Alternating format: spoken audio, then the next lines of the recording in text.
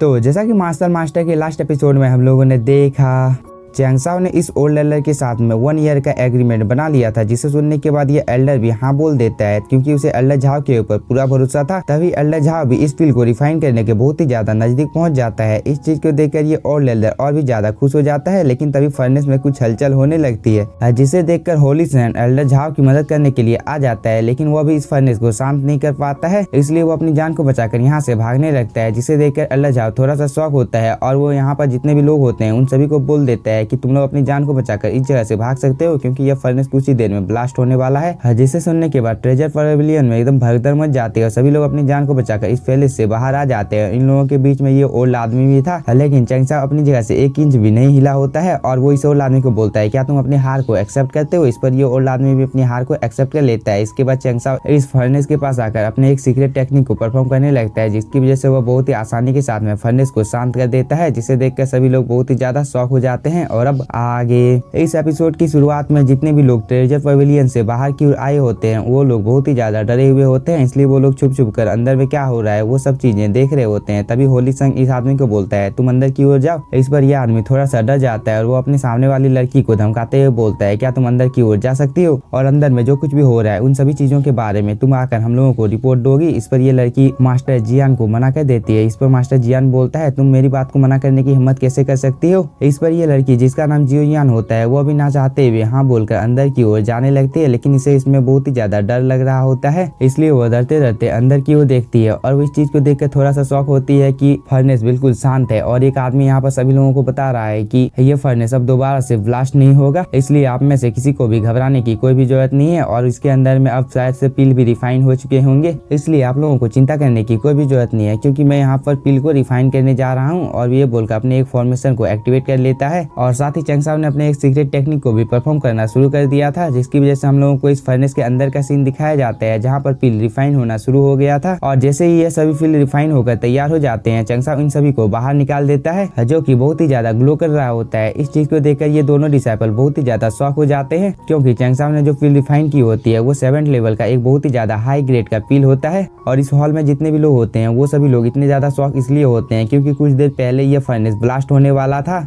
लेकिन Chang Sao ने न केवल इस फर्नेस को शांत किया है बल्कि उसने एक 7th लेवल के हाई ग्रेड के पिल को भी रिफाइन कर लिया है, जो कि कोई मामूली बात नहीं है। इसलिए ये सभी लोग यहाँ पर चैंग साओ के बारे में ही बात करने लगते हैं। तभी चैंग साओ यहाँ पर अपने एक सीक्रेट टेक्निक का यूज करने लगता है, जिसकी वजह से वो सभी पिल जो हवा में फ्लाई कर रही होती है वो चैंग साओ के पास आ जाती है और चैंग साओ इन सभी पिल को अपने हाथों में लेकर इन लोगों की ओर जाने लगता है, जिसे देखकर एल्डर झाओ चैंग साओ से पूछने लगता है कि हम लोगों से क्या गलती हुई थी जिसकी वजह से हम लोग इस पिल को रिफाइन नहीं कर सकते थे। इस पर चैंग साओ एल्डर झाओ को बताने लगता है कि यह चीज तो बहुत ही ज्यादा आसान थी, फिलहाल के लिए मुझे पानी पीना है, क्या तुम में से कोई मुझे पानी लाकर दे सकता है। इस पर एल्डर झाओ खुद पानी को लाने के लिए यहाँ से चला जाता है और ये सब चीजें दूर से जियोयुआन भी छुप कर देख रही होती है। तभी एल्डर झाओ की नजर जियोयुन के ऊपर पड़ जाती है और वो उसे अपने पास बुलाकर पानी लाने का आदेश उसे दे देता है। इस पर जियोयुन भी बिना कोई टाइम जाए किए चैंग साओ के लिए चाय को बना लेती है और उसे लेकर चैंग साओ के पास चली जाती है। इस पर चैंग साओ भी चाय को ले लेता है और वो जियोयुन को थैंक यू बोलता है। तभी जियोयुन इस जगह से जाने लगती है, लेकिन तभी मास्टर झाओ जियोयुन को रोकते हुए बोलता है चैंग साओ को यहाँ पर किसी चीज की जरूरत पड़ सकती है, इसलिए तुम इस चीज का ख्याल रखोगी। इस पर जियोयुन इस जगह पर रुक जाती है। तभी यह डिसाइपल जियोयुन को बताने लगता है कि चैंग साओ को किसी भी चीज की जरूरत पड़ती है तो तुम इस चीज को पूरा करोगी। इस पर जियोयुन भी हाँ बोलती है।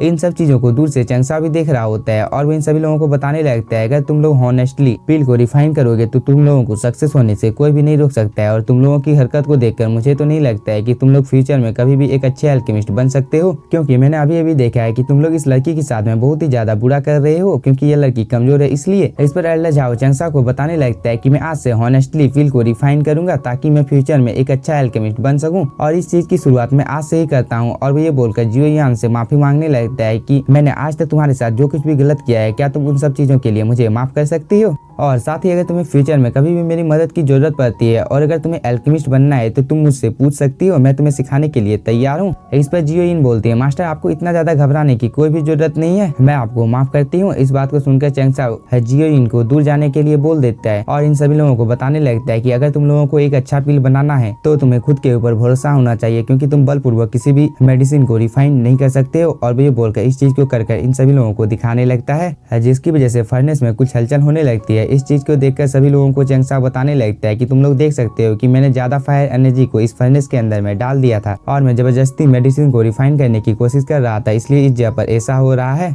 क्योंकि मेडिसिन के अंदर में कुछ ज्यादा ही अमाउंट में स्पिरिचुअल एनर्जी चली गई है। इसलिए तुम लोगों को अपनी स्पिरिचुअल एनर्जी के ऊपर भी कंट्रोल बनाकर रखना होगा, तब जाकर तुम लोग एक सक्सेसफुल एल्केमिस्ट बन सकते हो। और इन सब बातों को दूर से ये ओल्ड आदमी भी सुन रहा होता है और वो भी हाँ बोलता है। तभी चैंग साओ सभी लोगों को और एक इम्पोर्टेंट बात बताने लगता है कि तुम लोगों को सबसे पहले कैंस लीड चैंग्रास को रिफाइन करना सीखना होगा, तब जाकर तुम लोग एक अच्छे एल्केमिस्ट बन सकते हो। क्योंकि अगर तुम लोगों ने इस चीज को रिफाइन करना सीख लिया तो इसकी वजह से तुम लोगों को बहुत ही ज्यादा मदद मिलने वाली है, क्योंकि फ्यूचर में तुम लोगों के फर्नेस में इस चीज की वजह से कभी भी ब्लास्ट नहीं होगा। इन सब बातों को सुनने के बाद एल्डर झाओ चैंग साओ को थैंक यू बोलने लगता है कि आपने इतनी ज्यादा इंपॉर्टेंट बात हम लोगों को बताई है जो कि हम लोगों के बहुत ही ज्यादा काम आने वाली है। इस पर चैंग साओ इस फर्नेस को डिसअपीयर कर लेता है और वो आगे की ओर बढ़ने ही वाला होता है। तभी यह डिसाइपल चैंग साओ को बताने लगता है कि मैं एक 6 लेवल का एल्केमिस्ट हूँ और मैं अभी जुआन डन फील को रिफाइन करने की कोशिश कर रहा हूँ। क्या आप मुझे बता सकते हो कि मैं इस चीज में सक्सेस होऊंगा? क्योंकि जब भी मैं इस चीज को रिफाइन करने की कोशिश करता हूँ तब बहुत सारे इल्यूजन मेरे सामने क्रिएट हो जाते हैं। तभी और कुछ डिसाइपल चैंग साओ से सवाल पूछने लगते हैं।